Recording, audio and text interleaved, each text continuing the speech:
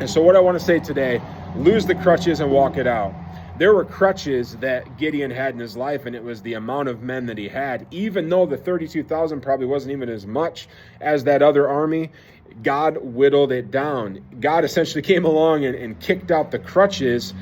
Spiritually speaking, he kicked those crutches out from Gideon and said, hey, just trust me. Let's go walk this out. So lose your crutches today. Walk it out. Even if God is speaking to you, if God is saying something to you that is beyond what you can even understand, if he whittles down the securities of your life down to the 1%, below the 1%, God can still act. God can still move in your heart. God can still provide everything that you need to walk out what he's speaking to you. And if there is a call on your life, and in Judges chapter 6, there was a call.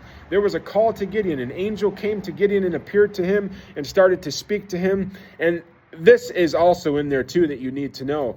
Before God takes you to war for the big things, he might want you to play out the little things. He might want you to obey the smaller things, because the first step for Gideon was hearing from this angel, getting the call of God, and then the first thing that God wanted him to do was to go tear down an altar that was set up to a false god by his very own father.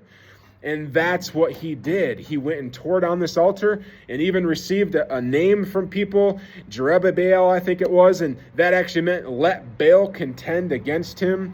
But even his father said when the people wanted to tear this man down for tearing this altar down and following what God was speaking, his father said, let Baal speak for himself. If Baal's really Baal, then let him do this himself. Let him come defend himself. You guys aren't going to kill my son. And you know what? Sometimes God's going to speak to you the things that are smaller in scale, to do those first, and then he may send you out into the battle to take that 1% of what you thought you had and let God move in that and let God provide for you in that.